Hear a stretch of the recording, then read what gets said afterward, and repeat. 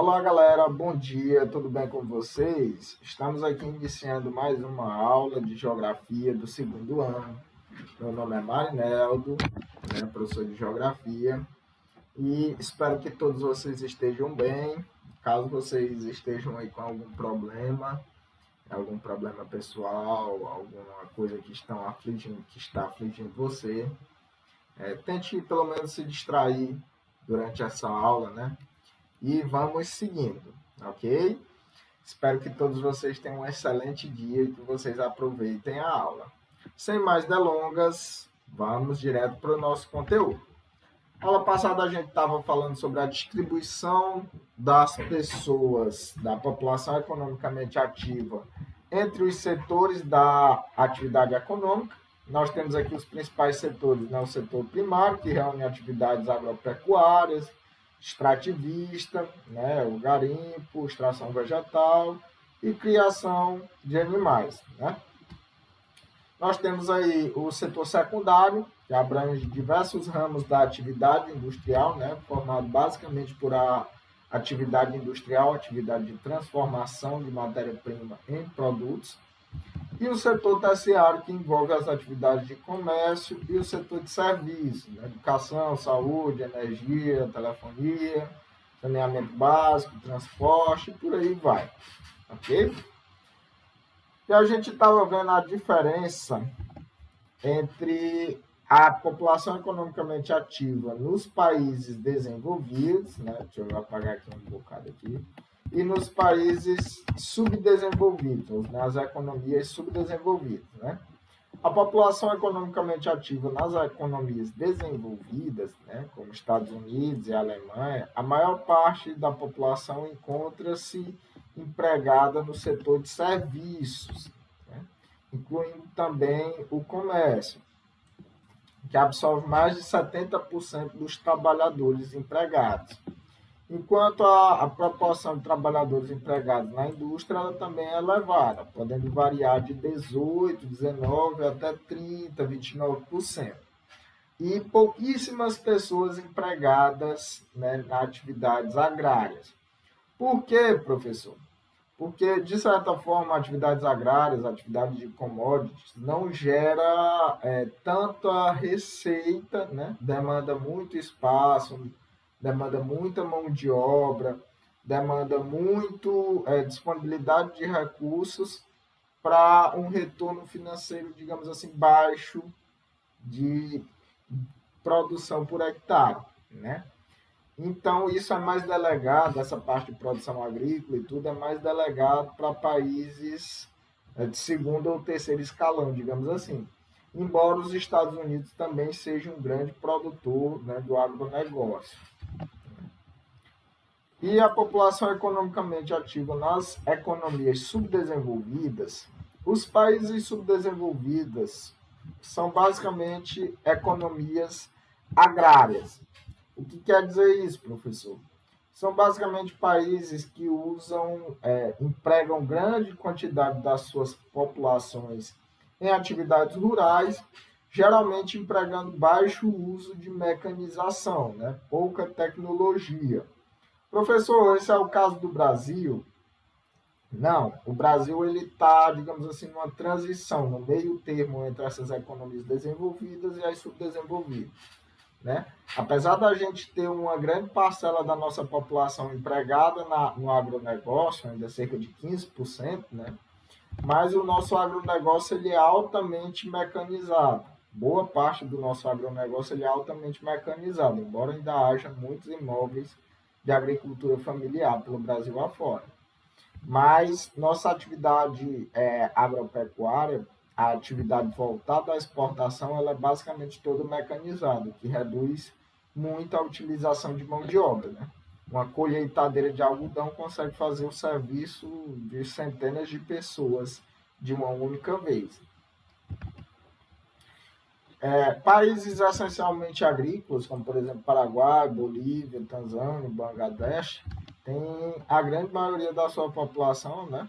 Por exemplo aqui a Tanzânia, Marrocos, Vietnã, concentrada em setores da agricultura, concentrada na agricultura. o que rende baixo retorno financeiro, ok? Enquanto os Estados Unidos produzem satélites, produzem computadores, produtos de alta tecnologia com grande rentabilidade, eles, de certa forma, delegam atividades menos lucrativas para países subdesenvolvidos.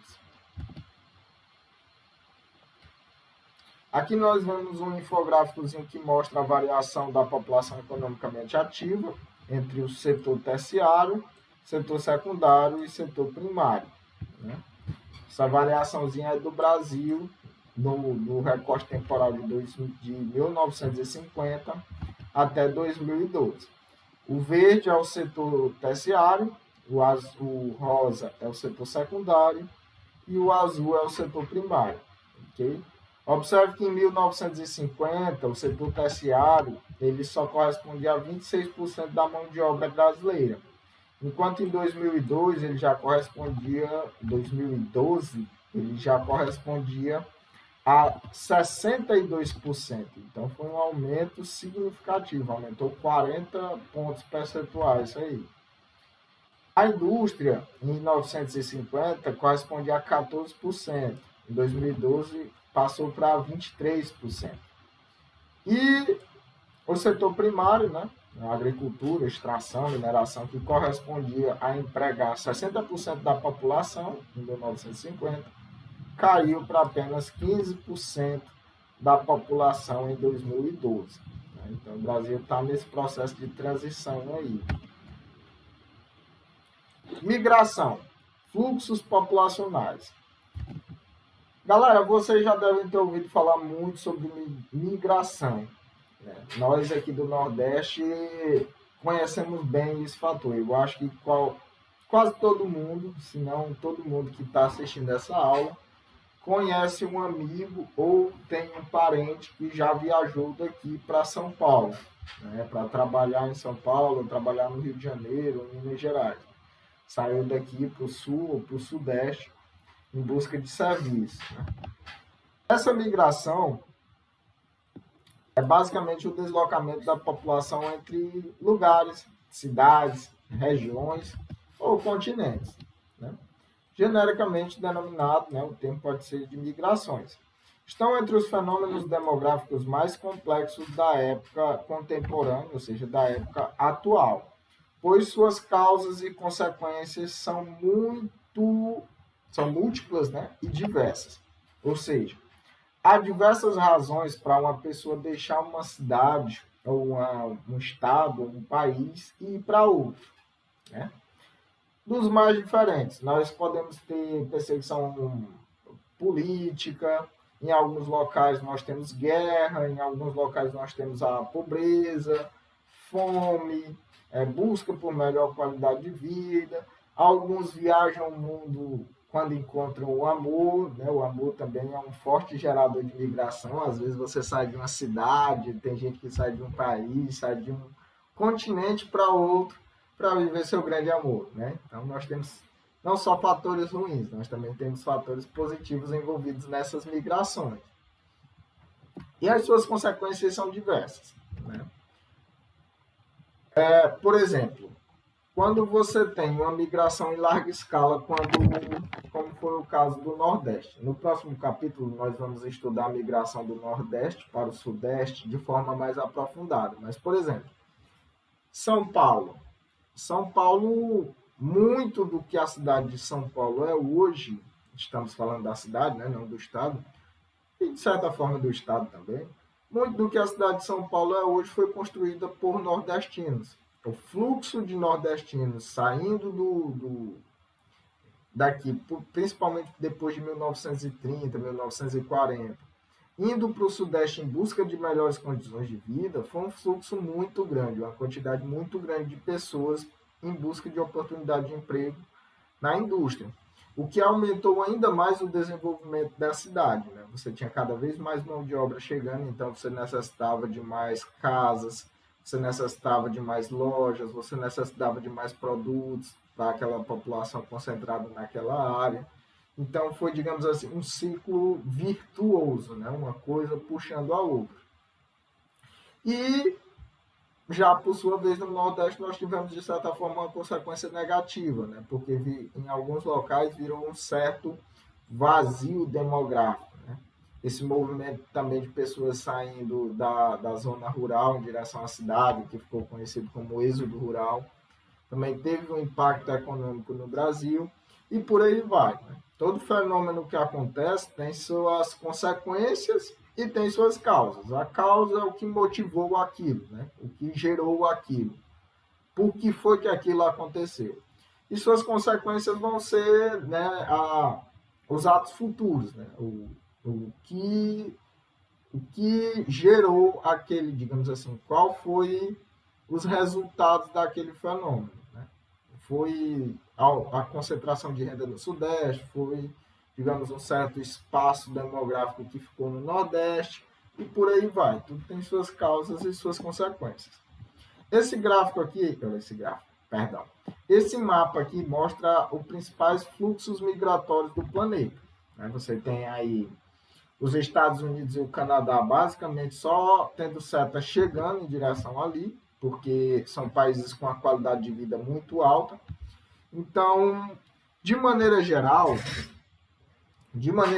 nós podemos definir as migrações de uma certa simplicidade.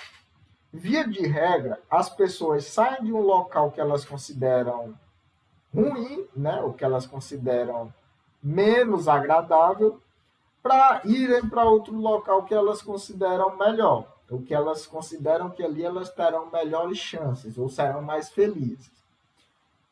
Pouquíssima gente, né, sai de um lugar que ela está considerando muito bom para ir para um lugar que ela considera muito ruim. Você tem salvas exceções. O professor existe? Existe. Né? Temos, por exemplo, o caso dos Médicos Sem Fronteira, né? Pessoas que ajudam Cruz Vermelha, tem outros casos. Alguns são oriundos de países desenvolvidos, como Estados Unidos, Canadá, alguns países da Europa, que vão fornecer ajuda para pessoas em regiões de conflito, em regiões de fome extrema. Né? Temos ainda bons exemplos. É um tipo de migração também. Mas, via de regra, as pessoas saem de um local que elas consideram ruim ou menos agradável em direção a um local que elas consideram que lá terão melhores chances. Né? Então, por exemplo, nós temos aqui Estados Unidos e Canadá recebendo muitas pessoas. Nós temos aqui o exemplo da Argentina. Nós temos aqui o exemplo da Guiana. No caso da Guiana, ela é considerada uma oportunidade de emprego. A mineração é muito forte, né? Nós temos a Austrália, que é um país desenvolvido aqui. Nós temos a África do Sul, que é mais desenvolvida em relação a essa região do continente africano. Nós temos a Europa como um grande centro atrator de pessoas devido à sua alta qualidade de vida e moeda muito forte, né? E nós temos o Japão nas últimas décadas, né? Sendo um grande atrator de pessoas, né? Atraindo muita gente. Então, via de regra, é mais ou menos essa ideia. Você sai de um local que você considera menos agradável em direção a um local que você acha que lá será melhor. Até no amor, né? Você sai... A migração que ocorre por causa do amor, né? Você sai de um local que você está meio triste, solitário e tudo, para outro local para encontrar sua pessoa amada e viver lá sua felicidade amorosa. Né? Você está procurando uma melhoria. No caso, uma melhoria de felicidade. Né? Migrações internacionais de trabalhadores. Né? Pessoal,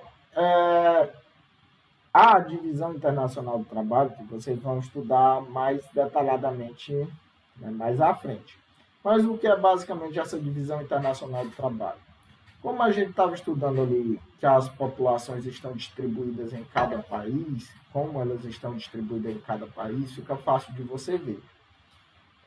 No planeta, há locais que têm uma quantidade de tecnologia mais alta, né, como a gente viu lá na distribuição das indústrias, e tem outros locais que têm uma quantidade de tecnologia menor, digamos assim.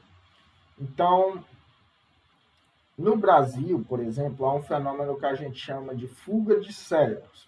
O que são isso, professor?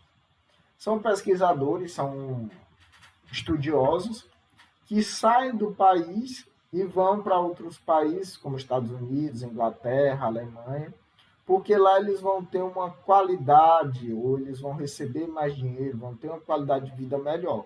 Né? Eles buscam uma melhoria. Tem uma oferta de trabalho para essa galera altamente qualificada. E nós temos áreas de repulsão. São áreas onde o trabalho é muito mal remunerado, são áreas onde a qualidade de vida é muito ruim, são áreas que estão em conflito, são áreas que têm perseguição religiosa. Felizmente, nós não temos muito isso no Brasil, né? Embora ainda haja casos mais isolados, digamos assim. Mas você não tem pessoas tendo que se mudar das suas cidades com muita frequência por sofrerem perseguições religiosas, né, contra grupos específicos. Há ainda um certo preconceito no Brasil contra alguns grupos culturais, alguns grupos religiosos, mas felizmente a perseguição não é tão grande como em outros locais que se a pessoa não sair, ela morre, né? Então são casos mais diferentes.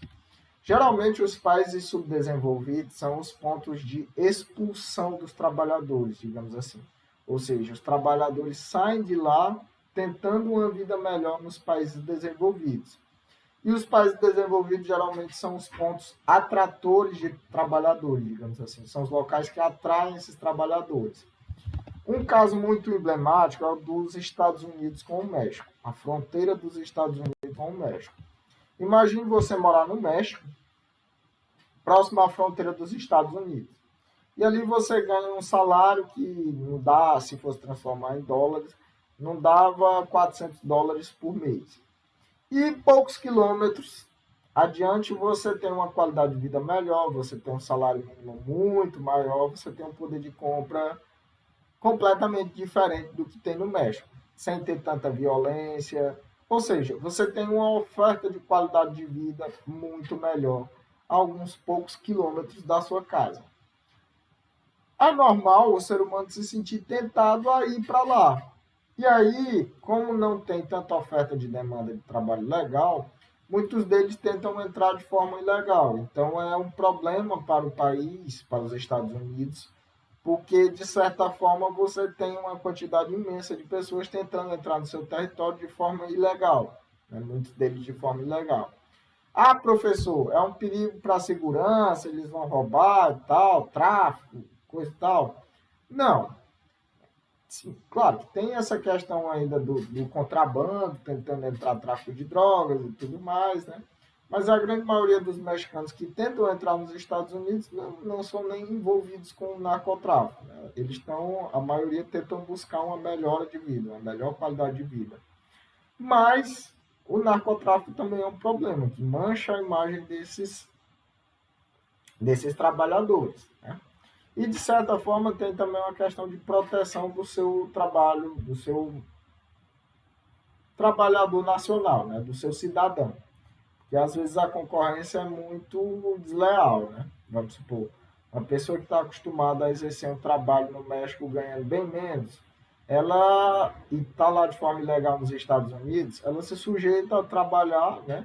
Em serviços mais braçais, em serviços que requeiram um esforço laboral maior, né, um esforço físico maior, se sujeitam a trabalhar naquilo até por um bem menos do que um salário mínimo, né, o trabalho informal. E aí, de certa forma, para alguns empregadores é muito melhor você colocar um trabalhador informal, que você não vai ter que pagar direito trabalhista, ele recebe menos do que um salário mínimo, você não, quando demitir ele, você não vai ter que se preocupar com nenhum direito de rescisão e tudo. Para alguns trabalhadores é até mais conveniente do que colocar um trabalhador formal, né, norte-americano. Então tem todos esses dois lados da moeda aí, né? Um dos grandes problemas dessa migração de forma desesperada é uma crise que a gente está vendo há alguns anos já, de pessoas tentando sair da África e do Oriente Médio, né?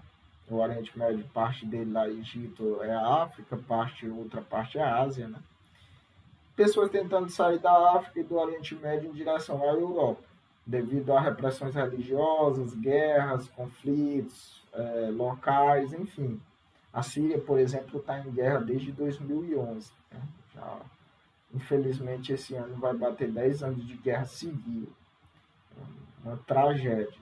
Guerra é algo que não é desejável para nenhuma nação, para ninguém. É algo que não traz nada de bom, só destrói. E as pessoas tentando fugir desesperadamente desses locais, muitas vezes enfrentam travessia do mar Mediterrâneo, saindo da África em direção à Europa, em embarcações superlotadas, né, que não oferecem nenhuma qualidade e nenhuma segurança nesse transporte da África até a Europa. Infelizmente, nos últimos anos, está se tornando, de certa forma, normal, eu colocar aqui entre aspas, porque a perda da vida humana, eu acredito que ela não deve ser banalizada, né? Por mais que seja um ciclo da vida natural a morte, né? Mas quando é uma morte que poderia ter sido evitada, acho que a gente não pode banalizar, né? Não pode tratar aquilo como normal. Mas tem se tornado muito recorrente naufrágios nesse tipo de embarcação aqui, ó, naufrágios. E dezenas, às vezes centenas de pessoas morrendo. Crianças tentando a travessia com seus pais e muitas vezes perecendo. Teve uma imagem no ano passado que é uma imagem de cortar o coração. Eu pensei até em trazer ela aqui, mas é uma imagem muito forte. Que é uma imagem de um bebê que estava na praia, né, numa praia na Europa, se eu não me engano, na Itália, e ele é pegado no colo por um agente de resgate europeu, mas quando o agente de resgate europeu se aproxima, né, pega ele no colo, a criança já está sem vida. Né? Então é uma cena muito triste. O corpo de uma criança na praia, né, morreu afogada, tentando a travessia, tentando sair de um local de miséria, né, um local de guerra, um local de conflito, buscando uma vida melhor. O pai dessa criança, mas essa criança tentava uma travessia em busca de uma vida melhor. Então, é muito dramático, né? É uma situação muito complicada. Você chegar ao ponto de arriscar a sua vida e a vida do seu filho, tentando dar algo melhor para ele e terminar nisso é muito triste, né? É uma situação muito triste. Aqui na América do Sul, mais recentemente, nós visualizamos o caso da Venezuela. Né? A Venezuela entrou num colapso econômico e político total, uma convulsão, né, social. E muitos venezuelanos migraram da Venezuela para o Brasil. Né? O Brasil, de certa forma, fez um trabalho muito bonito, acolheu, fez um trabalho de redistribuição desses povos pelo território brasileiro, né? Distribuiu parte dos migrantes em outros estados, em outras cidades, para não sobrecarregar o estado de Roraima. Mas isso é uma questão muito complicada, porque se não houver um trabalho por parte do governo de socialização dessas pessoas, de integrar essas pessoas à economia, fica uma situação muito delicada para essas pessoas, porque o atual momento do Brasil nós temos já quase 14% de brasileiros desempregados, né? Pessoas no Brasil que não conseguem uma vaga de emprego. E aí, quando você ainda acolhe mais essas pessoas, muitas delas ainda sem nem falar o português direito, né? Você tem uma situação muito delicada do ponto de vista social, porque muitas vezes sobra para essas pessoas na situação de rua, morar literalmente na rua. Infelizmente, em Teresina você vê isso, né? Você vê alguns venezuelanos em alguns sinais pedindo dinheiro, né? Situação triste. Em Parnaíba você também vê, né? Que são cidades maiores, geralmente eles se concentram nessas cidades onde tem maior chance, né? De conseguir dinheiro das pessoas, né? Dos turistas ou das pessoas para tentarem sobreviver, né? Aí não é uma questão, quando a pessoa está em situação de rua, na maioria das vezes não é uma questão de escolha, de comodidade, né? É uma questão de sobrevivência. A pessoa está no instinto ali tentando sobreviver, né? E muitas vezes essa situação de rua, ou essas migrações, geram a xenofobia, né? Que é o preconceito contra pessoas que vêm de outros países. E isso é muito negativo, porque a pessoa ela já está numa situação delicada, ela abandonou tudo que tinha, deixou tudo para trás para tentar a vida em outro local. Imagine você tendo que abandonar sua casa, abandonar seu emprego, abandonar tudo para ir para um outro país. E aí, quando você chega lá, a população lá ainda lhe recebe com preconceito, com desconfiança. Muitos sofrem violência, tanto física quanto verbal. Então, é uma situação muito delicada. E, principalmente na Europa, né, você tem esses movimentos de xenofobia muito apurados. Não vamos nos enganar, a Europa ela não é só um mar de rosas, digamos assim, não é só mil maravilhas. Há muitas questões, há muitos problemas sociais, alguns ambientais na Europa. Então, a intoler... alguns desses grupos se unem à xenofobia, à intolerância a minorias, né? Então, de certa forma, o preconceito contra a xenofobia ela é mais uma forma de o preconceito contra pessoas que vêm de outros países ela é mais uma forma de preconceito contra minorias, né? Como nós temos o racismo, né, preconceito contra outras raças, como nós temos aí em alguns países preconceito contra os latinos, né, pessoas que saem da América Latina, como nós também temos a homofobia, preconceito contra pessoas de orientação sexual diferentes, né, o grupo LGBTQI+. Então, a xenofobia é uma das formas de preconceito contra as minorias. E esse preconceito ele é muito presente, esse preconceito contra minorias é muito presente em quase todos os países do mundo, mas na Europa ele ainda é bem mais apurado. Por exemplo, a Inglaterra ela está na fase final do processo de saída da União Europeia, o movimento que ficou conhecido como Brexit, ou saída, né? Movimento de saída, movimento de adeus, digamos assim. E esse movimento na Inglaterra, ele começou, no Reino Unido, perdão, ele começou basicamente porque a União Europeia estava num processo de redistribuir os imigrantes que estavam chegando na Europa, né? Porque geralmente os imigrantes chegavam pela Grécia e pela Itália. E aí, para não sobrecarregar os países, a União Europeia estava nesse processo de redistribuir esses migrantes, né, entre os outros países do bloco europeu, entre os outros países do bloco. E a Inglaterra não queria receber esses imigrantes. De certa forma, aí a gente tem que olhar para a história e colocar os pingos nos is. Né? Quando foi lá no século XVI, quando foi no século XIX, no movimento das grandes navegações, quando foi durante o imperialismo, que aí a Inglaterra dominava durante a Primeira Guerra Mundial, no início da Primeira Guerra Mundial, a Europa chegou a dominar um terço da porção continental do planeta, né? Dominar um terço do planeta. Quando era na hora de explorar esses outros países da África, da Ásia, era mil maravilha, todo mundo queria, né? Os europeus era bom demais. Inglaterra, a rainha, a Maria Real inglesa. Vamos explorar, vamos lá, vamos fazer tráfico de escravos, vamos fazer tráfico aí de armas.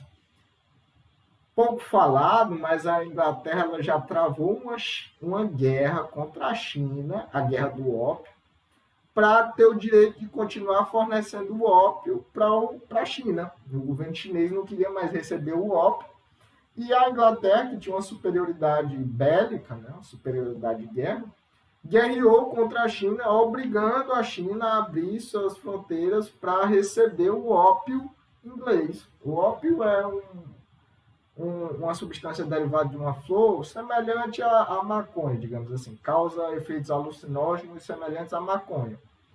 Então, nessa época, era muito bom, vamos explorar. Agora que, digamos assim, tem pessoas dos países que no passado a Inglaterra explorou, buscando uma melhor qualidade de vida, tentando, né, vir para a Europa em busca de uma melhor qualidade de vida, é muito cômodo para a Inglaterra fechar as portas, né, dizer, não queremos ninguém aqui.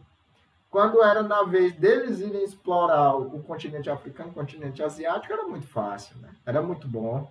Mas quando chegou na vez, né, das pessoas tentarem ir buscar uma melhor qualidade de vida na Inglaterra, e é que as pessoas nem vão fazer metade do que a Inglaterra fez nesses locais, né? É muito o povo fecha a fronteira e diz, não queremos africanos e asiáticos aqui. É uma situação interessante, né? Uma situação inusitada, curiosa. Então, é por isso que é importante a gente estudar a história. Muitas vezes, a gente não pode cair em qualquer discursinho só porque vem de uma potência, só porque vem de um país desenvolvido, né? Ah, professor, você está aí com ideia comunista, é um comunista, não sei o que, é um comum, né, de esquerda e tal. Não, eu não tenho nada a favor da ideologia comunista, muito pelo contrário. Stalin e a União Soviética foram uma das maiores barbáries da humanidade, matou milhões, coisa que a história também não fala, né? A história critica muito Hitler, mas Stalin também, se existe um inferno, tá quentinho ao lado do Hitler. Stalin e Hitler estão lá quentinho, disputando a poltrona, altura a altura, né? Mas, enfim, deixa para lá. Agora, nem só de pérolas, nem só de flores é a história da Europa. Nós fomos explorados por Portugal também.